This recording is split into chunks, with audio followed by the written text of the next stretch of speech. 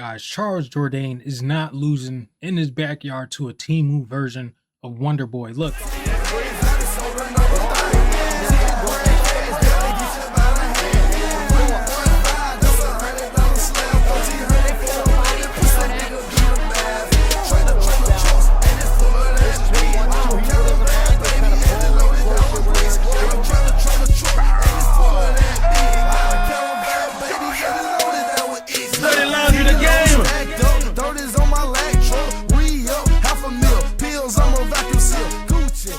What is going on, guys? We are back with the UFC Vegas 116 lock of the week video, where I'm going to give you guys my lock, of course. Then we're going to move into the most confident picks. I got my favorite underdogs, and of course we're going to wrap the video up with my favorite section, your favorite section, Makai's money making plays to parlay. So make sure you guys like, comment, and subscribe to the channel.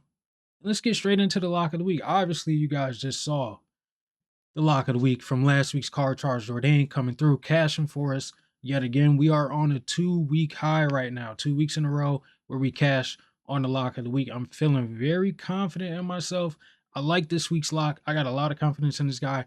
I feel as though, the public just seems to like the older gentleman. I don't get it, man. I think we got some young blood in this division. I think he's coming for the title. I think with a big statement win here, he could definitely toss his name into the mix.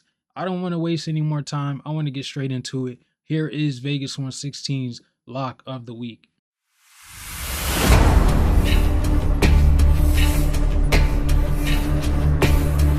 Youssef Zalal, the Moroccan Devil. Yes, we're going against Aljo, man. I don't see what everybody's seeing. I know he's a great wrestler, things of that such. You know, he's a former champion.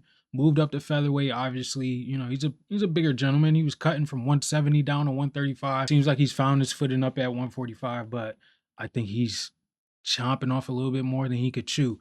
Now, I'll be quite honest. I'm not a fan of Aljo. I've picked him in the past. You know, I definitely saw that there were matchups for him that he could definitely beat guys in, but I just don't see it in this one. And I feel as though a lot of people are sleeping on Youssef Zalal because he's kind of been a decision merchant. But if you look at his last 4 fights in the UFC, he's been finishing guys left and right by submission, which is actually really impressive. So before we even get into Youssef, I want to talk a little bit about Aljamain Sterling. Yes, former bantamweight champion. You know, he won it over the controversial knee. It really wasn't that controversial. Clearly, Petr Yan, kneed him to oblivion while his knee was down, whatever. They ran it back. He got the W over Petr Yan. Close fight, I might add, but he won. Split decision, won there, right? Right after that, he goes on and fights TJ Dillashaw. How old was TJ Dillashaw at the time, you might ask? 34, 35. Not to mention, TJ also blew out his shoulder in that fight, so Aljo gets the TKO stoppage. Cool. Next fight after that, Henry Cejudo, the former flyweight champion, don't get me wrong, 2-division champion. He went up to bantamweight, won the belt, retired, Henry Cejudo comes out of retirement after what? 4 or 5 years, maybe 3, 4 or 5 years, and gives Aljo a close fight, split decision there.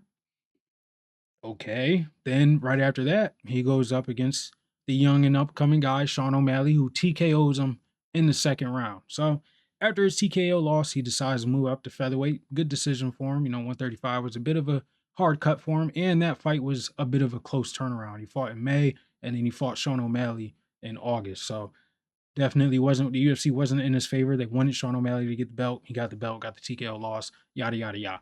So he moves up to featherweight, dominates Calvin Kattar, basically the ghost of Calvin Kattar. And I'll be honest with you. Youssef Zalal also beat Calvin Kattar less impressively, but they both share a common opponent in Calvin Kattar. So he beat Calvin Kattar. After that, he goes on and fights a young, hungry Movsar Evloev, and they just have a 15-minute wrestling match. But that third round, Movsar was definitely getting the better of Aljamain in those scrambles and even in the striking.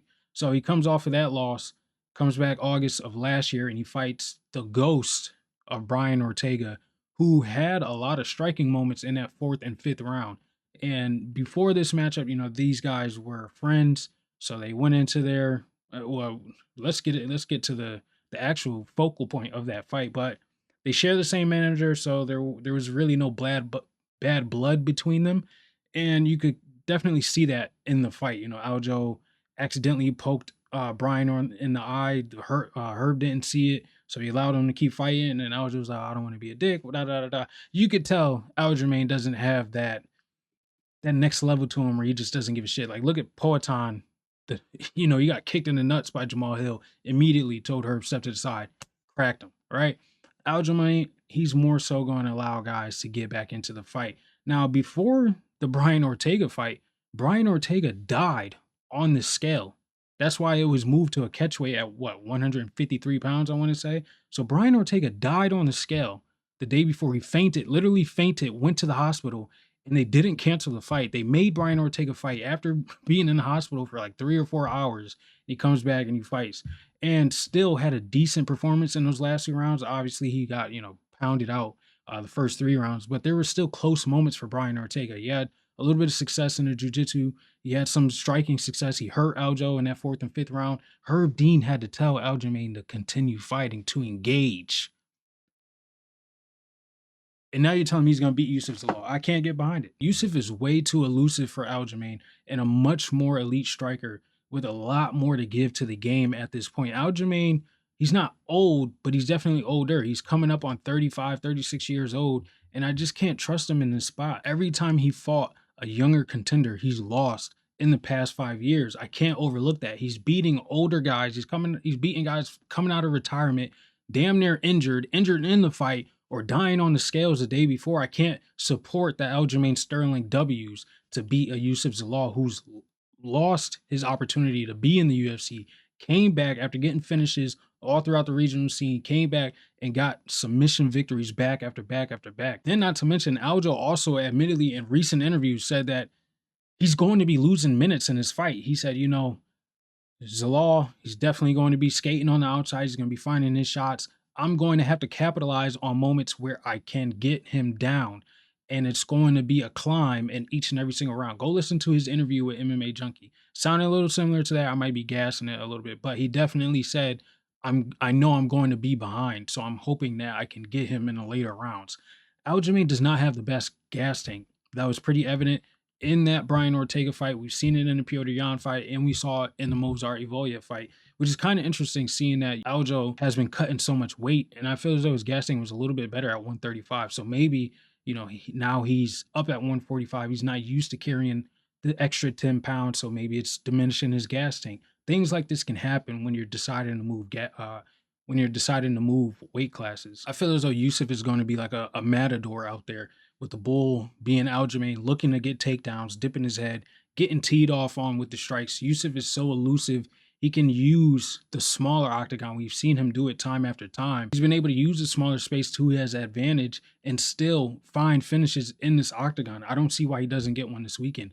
I actually think Yusuf Zalal can knock out Aljamain Sterling. He has been knocked out twice before. Of course, Sean O'Malley, which was the biggest one that we've all seen. But don't forget, Marlon Moraes also knocked him out with a head kick. I feel as though a lot of people are dunking on Yusuf Zalal because of that Calvin Kattar performance. But if you really break it down, take out the bias, he's utilizing his footwork to his advantage. He understands that Calvin Kattar is looking for a car crash. He just wants to swing and bang in the pocket with him. And Zalal is like, no, that's not the type of fight that I'm going to have. I'm going to use my footwork. I'm going to find my entries here and there. When you're looking for your takedowns, I'm going to defend the hands. I'm going to break the grip. I'm going to get back on the outside. And then I can wrestle if I want. We've seen him take guys down. We saw him submit Billy Quarantillo. We saw him submit Josh Emmett in under 90 seconds, which was a little bit more impressive than the Vallejos finish, if I got to be honest. If you look at the Vallejos fight, Josh Emmett was on the outside for a majority of that first round, afraid to engage. Whereas in the Yusuf Zalal fight, he came straight at him, and Zalal was able to dump him and get that takedown, secure the submission, and finished him with a verbal tap. I like Yusuf Zalal here. I feel as though the striking is levels above Aljamain Sterling in the moments where they will grapple. I think Zalal is so sneaky and tricky off of his back that he can definitely find Aljamain's back and probably get a submission that way. He could throw up a lot of triangles. He can find arm bars and scrambles. I think Zalal is so underrated in the grappling, and everybody's just believing that Aljamain Sterling is going to wet blanket him and find us a late submission. I don't see it. Aljamain's striking is so elementary. When you see him enter the pocket, he's looking for that right hand, but that chin is always there, exposed. I think Zalal is too calculated of a precision striker. He's got nasty step in knees. He's got elbows in tight. The jab is money, and I definitely believe it's going to frustrate Aljo when he's looking to close the distance. I just don't see a path to victory for Aljamain Sterling in this matchup. It's literally just one way. It's takedowns after takedowns after takedowns. But on the opposite end, Aljo doesn't have the best gas tank to continuously chase down a guy like Zalal and get the takedown. So I like Zalal. I like the footwork. I like the striking. I'm so confident in Yusuf Zalal. I bet on him twice. I got him at minus 130 and I got him at minus 150. I'm definitely backing him as a lock of the week. I'm super confident in him. I think a finish is definitely live. It could be a knockout. I'm leaning more so knockout than submission. I know both of these gentlemen said that they want to submit each other, but I just can't trust Aljamain Sterling's chin. I know, it's held up for the few fights that he's been in, but nobody has been as accurate of a striker as Yusuf Zalal other than Sean O'Malley. And I think it could look similar to the Sean O'Malley finish. I think Aljo's going to walk into a big shot. It's going to surprise him because he's not aware of how calculated Yusuf Zalal's striking is. I think he could catch him with a big knee or maybe even just a straight shot down the center. Yusuf doesn't always, let his hands go with the biggest power, but when he looks to find a good shot, he will let it go. And I think he will let it go on Aljamain Sterling. So I like Yusuf Zalal. I got him as a lock of the week. I'm super confident in him. Like I said, I bet him twice, and I'm trusting it. I like Yusuf Zalal. Main event lock of the week too. The last time we did this, it was with Chris Duncan. Obviously, that went wrong, but there were definitely a lot of holes that I overlooked in that matchup. This one, I feel as though I did the tape study thoroughly. I think Yusuf Zalal's got this fight covered from bell to bell. I think he could finish Aljamain Sterling. So we're going with the Moroccan Devil to finish the former bantamweight champion Aljamain Sterling as a lock of the week. And I want to hear if you guys are telling me. Let me know in the comments. Give me the money line, baby. That's what I always go with. Now let's move on to the most confident picks for Vegas 116. I got three of them for him. We're going Jafael Filio. We're going Francis Marshall. Yes, I didn't give a breakdown for that fight, but you'll hear it here. And then I'm going Alexander Hernandez, which is kind of an interesting line, if I got to be honest. But we'll start with Filio. Do I believe he's going to come in here and absolutely dominate Cody Durden? On one hand, yes. On the other, Cody Durden, he's taken these short notice fights a few times now. The one thing that would I'm not going to say scare me, but the one thing that Cody Durden does possess in this matchup would be that first round burst. Because if you go back and you look at the Nascimento fight, he was boxing Nascimento up, almost could have found a knockout for him. But Jafael Filio is a much better, much more polished striker than Alan Nascimento. We saw him, cracking Clayton Carpenter on the feet, and Carpenter's actually a pretty solid boxer. I believe he has a golden gloves in his back pocket too. So that was a little more impressive than what I've seen from Nascimento. He also submitted Clayton Carpenter with a Kimura in that fight.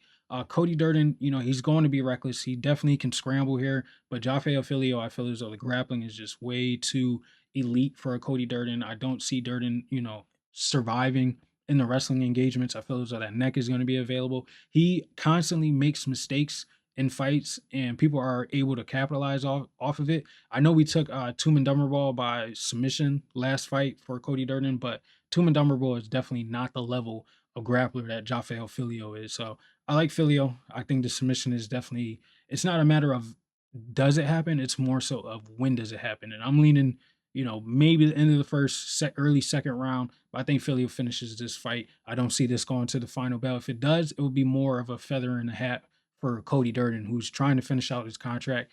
4 fights in a row. He's riding a losing streak. Sometimes there's another fight on this card we'll probably talk about a little later, but uh, sometimes that can work, to the loser's advantage, but I just don't see a situation for Cody Durden to come out victorious here. It'll probably have to be like a fluky knockout, but I think Jafael is going to be pretty safe in the striking. I think he takes him down, gets his submission, and gets his win and bonus money. So I like Jafael Filio, heavy favorite, 6, damn near 7-1 odds. I've seen it high as 8-1, depending on what book you're using, but Filio, definitely a most confident pick for me. Now we're moving on to Francis Marshall, who is fighting, what's the guy's name? Lucas Brennan. Brennan is a jujitsu nerd. Like he's cut from like the Shimrock camp. I can't back anybody who fights similar to that guy. We just saw him, released from the UFC. Francis Marshall, he's going to dominate here. I think he could take him down and stay safe. He's got, legit jujitsu. I know he was dominated by Isaac Dalgarian, who's been released from the UFC, but Dalgarian definitely had a wrestling advantage over Lucas Brennan. Brennan, like I said, he just wants to take you down and employs jiu-jitsu. Francis Marshall should be able to get a knockout here. I think the striking is in the favor of Francis Marshall. Like I said, he's got solid jiu-jitsu as well. We just saw him get a submission over Eric Silva. I think he probably gets a first round finish here. So I like Francis Marshall. I can't back Lucas Brennan. Seems like a young hungry guy. He's only 25 years old, about to be 26, but I just don't see it, man. He's really goofy on the feet. I can't back him.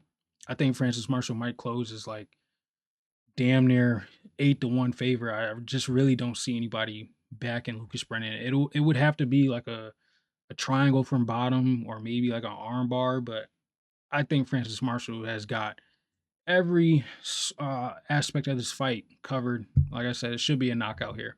Then we're moving on to Alexander Hernandez sitting at minus 127. This is really interesting to me because a lot of people are backing the Rafa Garcia side. I actually want to see what the odds are right this second because the line has been moving all week. So right this second, Alexander. Okay, so he's minus 125, minus 127, minus 135. I'm seeing it as high as, but Rafa Garcia opened as a plus 145 favorite, and I feel as though we're getting the recency bias with the Cub Swanson team. I've said it myself, Larion Douglas, Danny Silva, Cub Swanson. These three, I've picked all three of those actually, except for I picked the point spread for Danny Silva in that Curtis Campbell fight. But I've picked three of those guys in their most recent matchups, and they've all walked away with a knockout, which is really impressive. Now on the other side, we got Rafa Garcia, who I feel as though is literally the runt of the litter in that camp. I don't see big explosive power from him. I don't see smooth combinations in the boxing. I don't see elite wrestling or elite takedown defense. What I do see is him getting pieced up on the feet by Vince Pichel, who is retired at this point, and that was only 2 fights ago. I don't think Rafa Garcia has what it takes to beat Alexander Hernandez. I'm not saying it's impossible. Don't get me wrong. He could probably snag around here, but I think Alexander Hernandez is going to be too fast. I think he's definitely has the power to knock out a Rafa Garcia who doesn't move his head all that much. He might have that Mexican chin, but you start tapping that body. We've seen Rafa gas out. We saw it. We saw him do it in his hometown. In that Mexico City card against Vince Pichel. Then most recently, yes, he got the knockout over Jared Gordon, but Jared Gordon was just hit by a car 16 hours before the fight. So, that win is kind of inflated right now. And I just can't understand why a lot of people are picking Rafa Garcia. I think Alexander Hernandez could take him down. I think he could bully him. We just saw him dominated by Grant Dawson, who is a one-dimensional grappler. Who he got finished by Grant Dawson, and it's not terrible, but we just saw Grant Dawson get chinned by Manuel Torres. So obviously, Grant Dawson doesn't have the greatest striking defense. I don't think Rafa Garcia has it, man. I'm on the Alexander Hernandez side. I think he probably makes this look easy. It could be a 29-28, but I think it's more likely going to be a 30-27 in the favor of Alexander Hernandez. I like the footwork. He's looking way faster in his most recent performances. Granted, it's versus a little bit older competition, but he's still doing what he needs to do to these guys. He finished Chase Hooper. He finished Diego Fiera. He's looking more and more impressive every time that I see him. I've definitely picked against him in the past, as most recently as that Kurt Holloway fight, and he proved me wrong there. So I'm on the Alexander Hernandez side. I think he takes care of Rafa. I wouldn't be surprised if he finishes him, but I think we'll get a decision in this one. I like Alexander Hernandez minus 125, minus 127, however, which way you want to chop it up. But he is going to be a most confident pick this week. And you parlay them up, we're sitting at plus 140 odds. Of course, the line is going to move back and forth throughout the week because we're getting a lot of line movement on all three of these fighters. But tag it in right now, plus 140 on the parlay. I think you're coming through with some good cash. Now let's move on to the favorite underdogs for Vegas 116. I got two of them. Yes, and I actually have money on both of these guys, or excuse me, both of these fighters straight on the money line. So we'll start with Jocelyn Edwards, who's taking on Norma Dumont. I'm trying not to use, recency bias for the Norma Dumont fight, but We got to be honest. I'm not going to say it was a clear robbery, but Ketlin Vieira won that fight. She took her down. She had her in a tight head and arm triangle in that first round.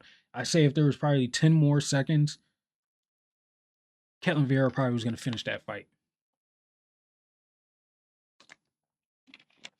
Now we're getting a Jocelyn Edwards who's stepping in somewhat short notice. Both of these ladies had the same amount of time to prepare for each other, so it kind of nullifies in my mind.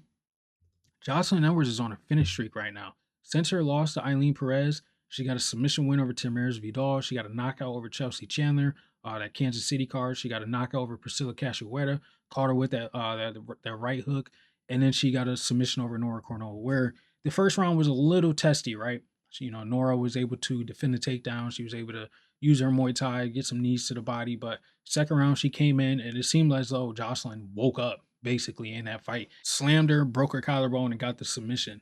Now in the Norma Dumont matchup, Norma, she's gonna be in and out. She's gonna work her jab. She's gonna throw a 1-2. She's gonna throw those leg kicks. But other than that, there's really nothing else that I've seen. And she's been able to, use that skill set and get this nice little win streak that she's on. But I feel as though she's running into a wall here with Jocelyn Edwards, who looks like she's going to be the bigger. Well, she is the bigger. She's going to be more physical with Norma Dumont. She's going to look to try and bully her. I think she can get, stung up from the outside, but Norma Dumont, how many knockouts does she have? 0 knockout wins. She has a knockout loss to Megan Anderson, which was, a couple years ago, but she's not going to be punished for coming in looking for takedowns here. I think she could get to that body lock. I think she could use her trips, get to top position. I think she could find submission attempts. I think she could find a finish in this matchup. And I feel as though this line is just way too wide for Norma Dumont, who's coming off of a razor thin split decision where a lot of people felt as though Ketlin Vieira won that fight. If you watch that fight, you can't tell me Norma won, 12 minutes of that matchup. She probably won a minute here, a minute there, and maybe like a 15-second sprint, 15-second stint in the third round. But other than that, Ketlin Vieira had her taken down, 6 times? I think Jocelyn Edwards is more than live to win this fight. She's the fighter that's been finishing fights. She's been able to show that she evolved her game. She's got takedown success. She's got submission. She's definitely live for submissions. She can finish fights with her hands. I think Jocelyn Edwards is the right side, and I'm picking her. I got money on her, and I like her at plus 205, which I think is crazy. I would have thought, this line would maybe be like plus 120, plus 130, somewhere around there. But to see it as wide as it is, I'm willing to take a shot on it. I feel as though this is definitely a dog or pass because the only other outcome for this matchup would probably be Norma by decision. But I like Jocelyn Edwards. I like the finish upside. I think she could finish Norma Dumont. I wouldn't be surprised if she finishes Norma Dumont. And I'll take a shot on the dog in this one. So give me Jocelyn Edwards plus 205. Then after that, we got Raoni Barcelos sitting at plus 150. Now, this really just comes down to, do you trust Montel Jackson? I trusted Montel Jackson with my money last time out over a Figgy who came back fast after a knee injury in that Corey Sandhagen fight, and he got bullied in that matchup. And, Figgy was a former flyweight. He was taking Montel down, he was out striking him. Montel literally only had success in the third round and still didn't do enough. Seemed as though he couldn't find his range. It was just really weird in that matchup. Now, on the other side, Raoni Barcelos, even though he's older than Figgy, he's moving a lot quicker than Figgy. He's definitely getting takedowns when he wants them. He's been in the pocket with guys like Ricky Simone, finding striking success. He handled Peyton Talbot, and Peyton Talbot is a much more dangerous striker than Montel Jackson, in my opinion. But I will say Montel definitely has one-shot power, but does he really? He's got that knockout over Damon Blackshear. It could have been a fluky punch. You never know. After that, you went up against Daniel Marcos. Marcos was taking him down. I'm just not liking what I'm seeing from Montel Jackson as of recently. And what I've seen on the other side from Raoni Barcelos, granted, he's 38, 39 years old. He's been taking guys down. He's been the guy that's more active. He's winning more minutes in these fights. He's finishing fights. Submission over Christian Quiones. I feel as though Raoni Barcelos is definitely the side here. I'm willing to, look stupid on it for picking a 38-year-old, but there's a lot of older fighters that I do like on this card, and there's a couple that I don't. Max Griffin, Aljamain, uh, Mauro Bueno Silva, but there's definitely a few that I do like Rodolfo Vieira. I like Davy Grant. When it comes down to Montel Jackson and Ronnie Barcelos, I feel as though Montel is just going to be a little hesitant on that trigger. I feel as though Rowney's definitely going to have takedown success here. I think he's going to be winning more minutes, and it's just going to matter if, Montel could find that shot. I'm going to say he doesn't. Rowney was able to take some big shots from Ricky Simone in that matchup. Granted, Ricky Simone almost got finished by Adrian Yanez, but Yanez was definitely more active with his hands than what I've seen from Montel Jackson in his most two recent bouts. So, taking the evidence that I've had from Montel Jackson's most recent matchups, I think Raoni Barcelos beats him via decision. I think he's going to be able to win more minutes. I think he can find takedowns. I think he can get to top position. I think he could even threaten submissions here. So I like Raoni Barcelos. I like both of these underdogs. Like I said, I've taken a chance on both of them. I took them straight, and it will be in some parlays. So there's that. But this is what I like for the underdogs of the week. My two favorite ones that I actually am betting on this go around, and I'm feeling really confident in these guys too. So let me know in the comments what you guys think of the most confident picks, the favorite underdogs. But let's go ahead and move on to Makai's money making plays, the parlays. Make sure you guys like, comment, and subscribe to the channel because we're giving out free plays, baby. Here we go. Set it off. We're going Montague and Yusuf Zalal plus 105. We're going Marshall, Filio, and Alexander Hernandez plus 140. That's the most confident picks parlay. Then we're going Hernandez, Yusuf, and Filio plus 255. Edwards, Marshall, Filio plus 300. Palastri, Montague, Barcelos, and Yusuf plus 632. Then we're going Montague, Yusuf, Hernandez, Rodolfo Vieira, and Span versus Buchecha ends by submission. If you think, Span wins by knockout, I don't blame you, but we've seen Ryan Span really hesitant, or excuse me, not hesitant, but very gilly happy. So I think either side is definitely live for submission there. I favor Buchecha, but I wouldn't be surprised if Ryan Span's able to like get a club or sub, something like that. So plus 973 for that one. Then we're going Yusuf by knockout, Davy Grant and Alexander Hernandez plus 1587. And then, of course, if you believe Yusuf just wins via decision, we're going Yusuf decision. This is a cycle parlay, Valenzuela by knockout. I cannot trust Max Griffin, who's getting boxed up by Michael Chiesa, 2 fights ago. And then we're going Jackson McVeigh by submission plus 2600 to wrap up the parlays. So that's what I like this week. I feel as though all of these plays are definitely live. I see the pathways for each method too, and I feel as though it makes a lot of sense. But that's where we're going with the parlays. Make sure you guys got your post notifications on because I did post in the community that I will be having a new live show where I'm going to be hunting down some props for you guys to play. So I got that show coming. I got some special guests coming for you guys too. So make sure you tune into that, and we'll find some props that everybody could definitely play. If you don't like parlays, you just want to attack a prop or maybe even just a money line, we got that lined up for you. So post notifications on. Make sure you like, comment, and subscribe to the channel. And I will see you guys on the next one. Lock of the week. Yusuf Zalal. I'm trusting it. Are you? You should. I feel as though I convinced you. I definitely convinced myself that I bet it twice. So a lot of confidence in the lock of the week. I'll see you guys on the next one. Peace out.